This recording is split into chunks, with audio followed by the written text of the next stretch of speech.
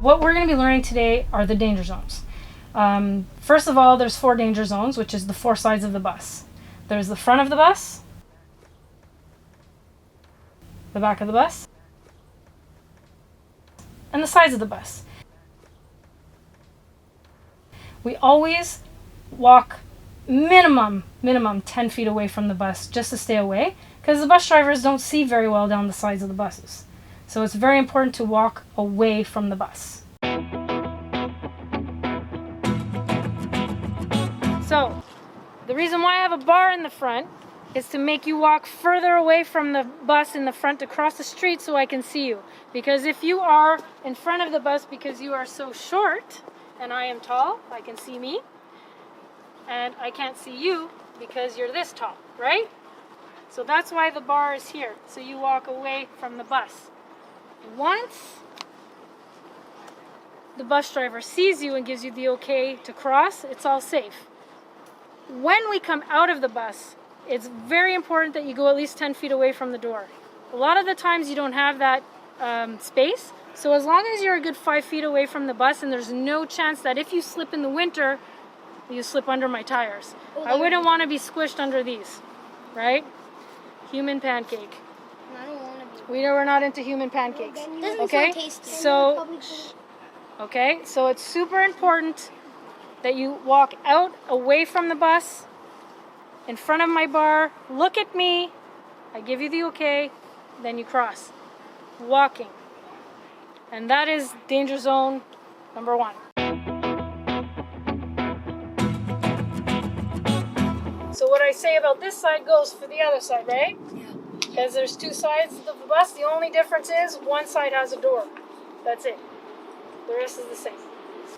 So on the side of the bus, the reason why we call it a danger zone is because you see I have mirrors on the side of my window in the front? Yep. Yes. Okay, I look out those to make sure there's no cars coming and that I can see people if they're close to the bus. The only thing is sometimes it's not clear. So it's super important that if you get off the bus and you walk this way, that again you walk far enough away from the bus. Because here, what's worse about the back here is I have 2 tires. Not just one, I have 2. So that's double squish. And I don't want you guys to slip and fall under that. So this is a huge danger zone. So when we're leaving, or when you're leaving the bus, you walk away from the bus. Even if you're on the sidewalk, walk the furthest you can on the sidewalk. So that if you do slip and fall, especially in the winter, that you don't fall off the sidewalk and under my tire. Okay, because I can't see well sometimes down the side, so it's up to you guys to follow the rules and go far enough away. Okay? So that's the dangers of the side of the bus. Now for the back of the bus. So, I think, in my opinion, that the back of the bus is the biggest danger zone. Number 1, when I'm in the bus and I'm looking out the back, I can't see anybody. Again, you guys are short. I don't see anything here, okay? So, if you get off the bus and you walk and you cross behind my bus, not only can I see you, you see my light? That's stopping the traffic. So the person who gets off my bus that has to cross the street can cross in front of my bus. But if you think you're smart and want to do it in the back to make it a shortcut, you walk this way. You stand behind my bus. I close my lights and you're crossing the street. You know what happens? When my lights go off, it gives the traffic the okay to go. It means that all the kids are safely where they're supposed to be. So if my lights go off and the traffic goes and you're crossing the street, bye-bye. Lights out, game over, right? Right? That's right. So, it is super important that whenever you have to cross the street, I don't care if you live down there on that side, you cross in front of my bus, get safely on the other side, and then you walk home. Because if not, you will not be safe crossing the street. That is the most important thing. Cross in front of the bus when the lights are going so that it stops traffic and you get safely across. We good?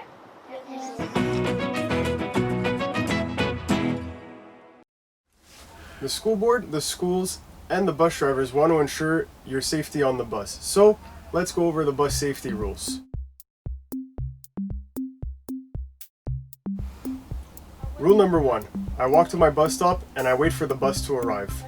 Whenever walking to your bus stop, ensure that you are not running, especially when it is rainy or in the winter seasons. Rule number 2. I arrive to my bus stop on time. It's very important to get to your bus stop early to ensure that you don't miss the bus. If you see your bus passing and you're late, it might encourage you to run, and that's not something we want to do. As I mentioned, in winter months and rainy days, it can cause you to trip or fall or get injured, so be sure to get there on time. Rule number 3. I find my seat and I remain seated. When you get on the bus, be sure to walk calmly to your seat and sit properly. You shouldn't be sitting like this. Keep your knees and your whole body in the seat to ensure that you are safe along the ride. Make sure your knees are never on the bench. You're not going over or under the seats because the bus stops many times. So stay seated and you'll remain safe throughout the ride. Rule number 4. I never put my head or arms or throw any objects out the window. You never want to put your head or arms out the window because there are tall branches, stop signs, and other large vehicles that could be dangerous around the bus. Be sure to keep all of your body parts in to make sure that you never get hurt, and also never throw anything outside. Throwing things outside could harm others, it could damage property, and it could cause littering, which we never want to happen in and out of the schools. Rule number 5. I never eat or drink on the bus. Eating or drinking is wrong because it could result in choking, and if you're spilling any of your food or drinks, it could also result in a slip and an injury on the bus, which we want to avoid at all times. Rule number 6. I know where the emergency exits are, and I'm sure not to tamper with them. In a bus such as this, we would see up to 8 exits. All these exits are emergency exits, and they're not to be played with. The only time you would use an emergency exit is, of course, in the event of an emergency. So be sure to know where they are and use them when the time is appropriate. Rule number 7. I am careful when getting off the bus. When your bus is at a complete stop, be sure to get up only at that time and never before. If you get up before the bus is ready to stop, the bus could hit the brakes and it could cause you to fly ahead and get injured.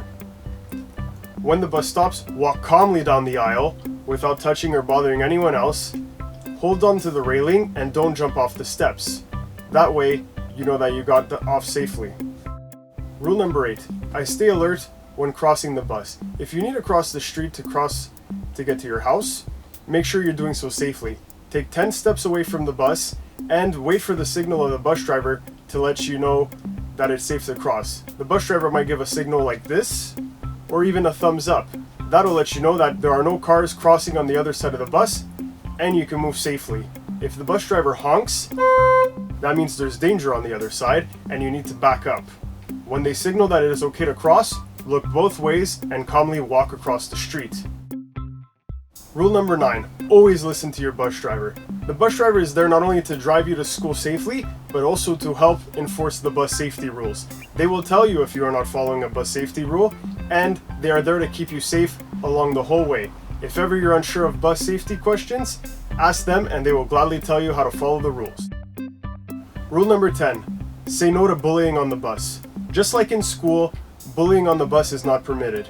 That means no harming other people physically, verbally, or trying to hurt their feelings in any other way. Keep your hands to yourself and remain respectful on the bus. If you do see bullying on the bus or you experience it yourself, tell an adult. That means you can tell the bus driver, an adult at school, or even your parents. Talking to an adult is important because they will help fix the situation and make sure that everyone is safe on the bus. So, those are all the rules on the bus. Thank you for listening, and be sure to follow them to have a safe school year.